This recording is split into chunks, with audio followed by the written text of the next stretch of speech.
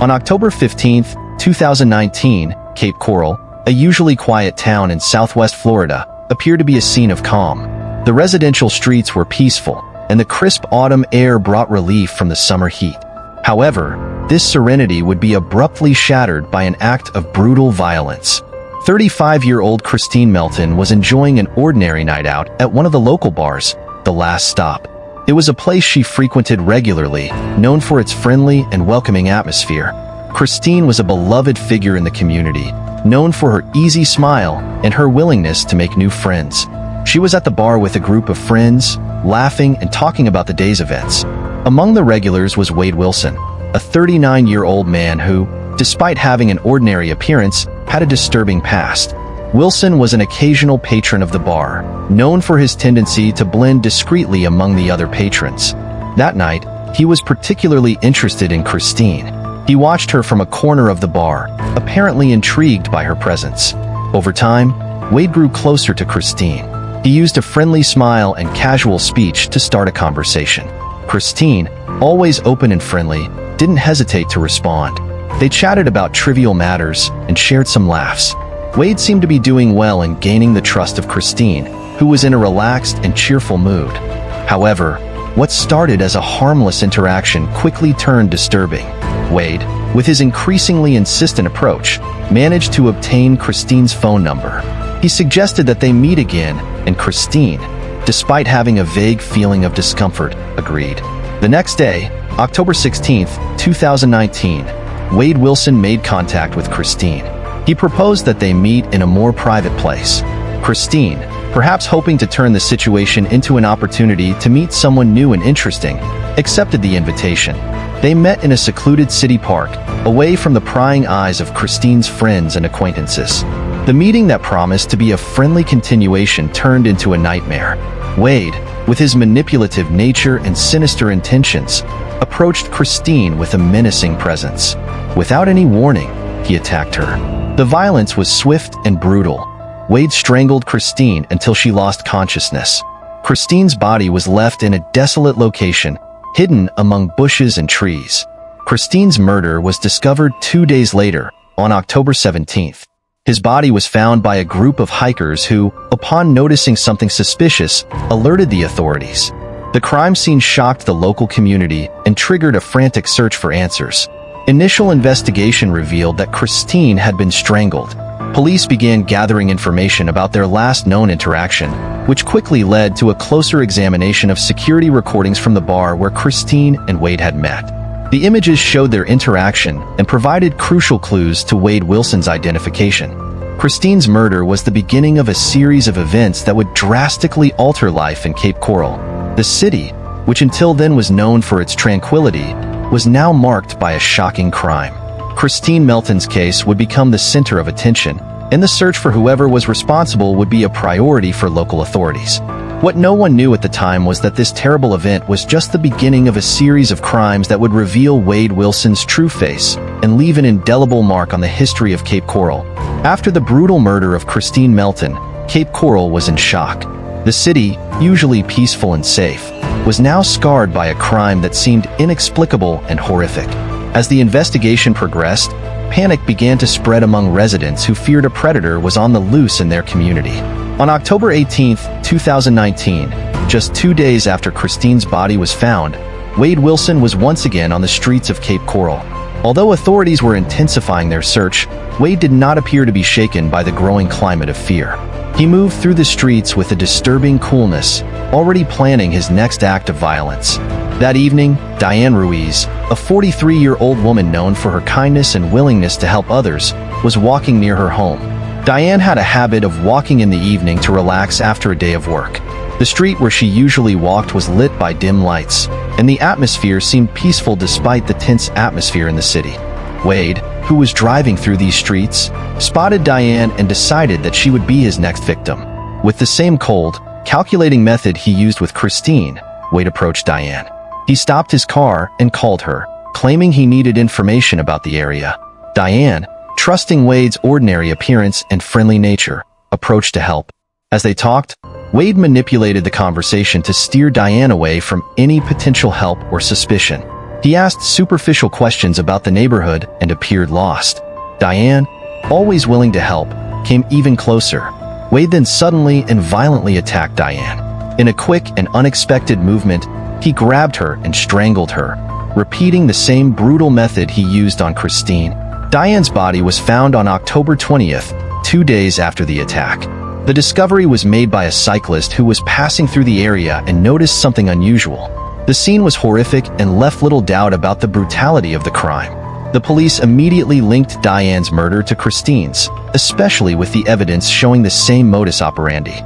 With increasing panic in the community and pressure on authorities, police intensified their investigations. The search for clues led to a more detailed analysis of security footage and testimonies from people who were in the area on the night of the murders. Investigations began to focus on individuals exhibiting suspicious behavior or who had a history of violent crimes. Security camera footage near the crime scenes revealed Wade Wilson's car. After further analysis, police were able to identify the vehicle and eventually locate Wilson. His capture was the result of a collaboration between local law enforcement and an increase in community surveillance. On October 22, 2019, Wade Wilson was arrested at his residence. He was taken in for questioning, where his coldness and lack of remorse were evident. During interrogation, Wade confessed to the murders of Christine Melton and Diane Ruiz without hesitation. He recounted the brutal details of his crimes with disturbing indifference, stating that if given the opportunity he would commit the same acts again. Wade Wilson's arrest brought temporary relief to the Cape Coral community, but it also left a sense of unrest. The city was now marked not only by mourning for the lives lost, but also by the certainty that a cold and calculating predator had acted without remorse. Wade Wilson's case was now in the spotlight, and the search for justice would become the authorities' top priority. As the city tries to recover from the trauma, Wade Wilson's trial approaches, promising to reveal more about the troubled mind behind these horrific crimes. Following Wade Wilson's arrest on October 22, 2019, Cape Coral was in a state of relief mixed with anticipation. The capture of the alleged killer brought a sense of temporary safety to the community that had been devastated by the brutal murders of Christine Melton and Diane Ruiz. However, the journey towards justice was just beginning. After his arrest, Wade Wilson was taken to the Cape Coral Police Department, where interrogation immediately began. The first hours were marked by palpable tension. Wade was calm, almost indifferent, as he answered investigators' questions. His responses, however, were not what one would expect from someone who was sorry for his actions. During interrogation, Wade confessed to the murders of Christine and Diane in a cold and detailed manner. He described how he chose his victims and the method of attack with disturbing precision. Wade revealed that the attack on Christine was planned after a casual interaction at the bar. He strangled her while she was vulnerable and, after the crime, abandoned her body in an isolated location.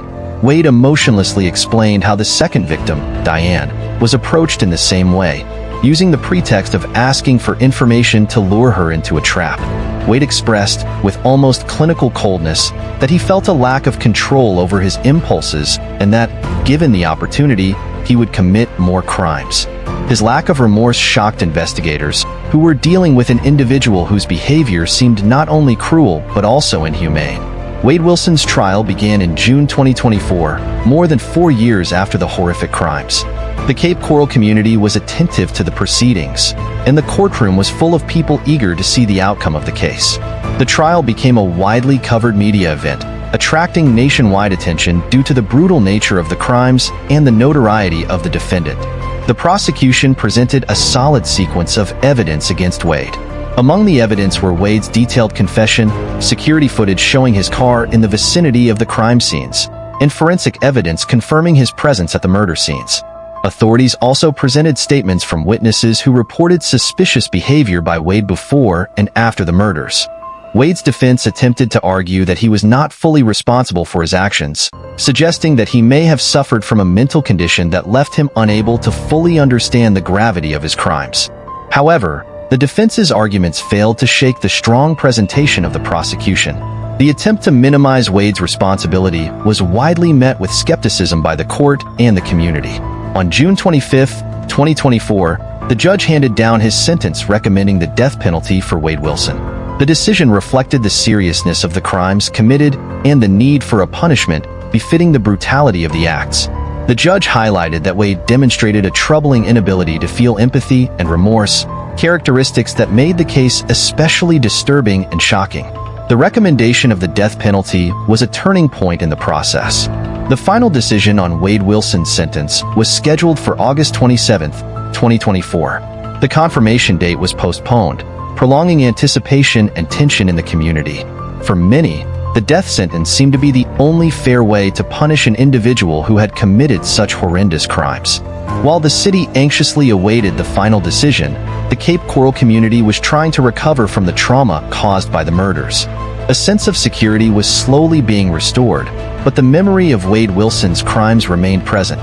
The case also sparked a broader debate about the death penalty and justice for violent crimes, which would continue to resonate in society for some time. Wade Wilson's trial not only sought justice for the victims, but also became a reflection of the judicial system facing cases of extreme cruelty. With the final decision on his sentencing approaching, Wade Wilson's case continued to be a grim reminder of the human capacity for violence and the need for justice for those who suffered in his path. On August 27, 2024, Cape Coral was again on alert. The final decision on Wade Wilson's sentence was about to be announced, and the community was filled with anticipation and nervousness.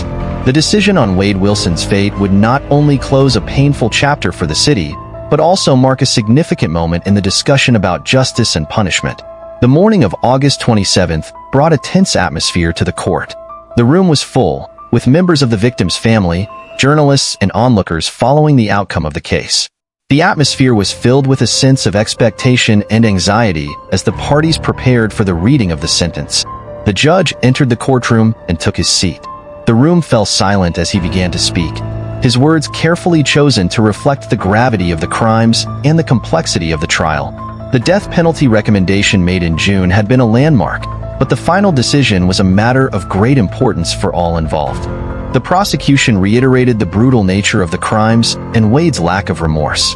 They argued that given the evidence and Wade's behavior during the trial, the death penalty was the only appropriate punishment for the cruel acts he had committed.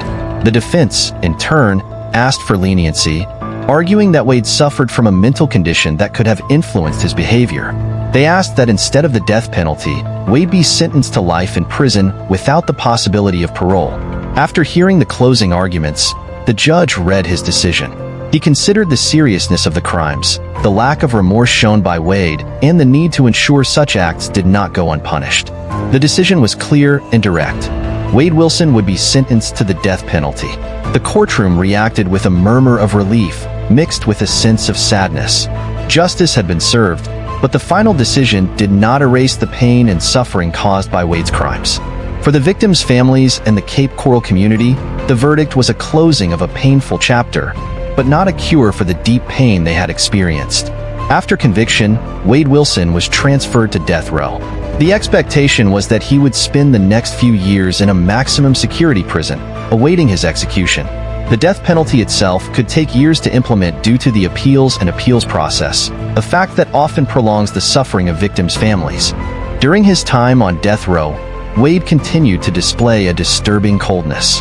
He did not appear perturbed by the sentence and instead spent his time writing letters and maintaining an indifferent demeanor towards the judicial system. His behavior reinforced the public perception that he was a deeply inhumane individual, incapable of feeling any form of remorse or empathy. Wade Wilson's case left a lasting mark on Cape Coral. The city, which had been the scene of so much pain and suffering, slowly began to recover. Residents came together to support each other and to remember the victims in a dignified and respectful way. Tributes to Christine Melton and Diane Ruiz were organized, and public memorializations served as a reminder of the impact their lives had on the community.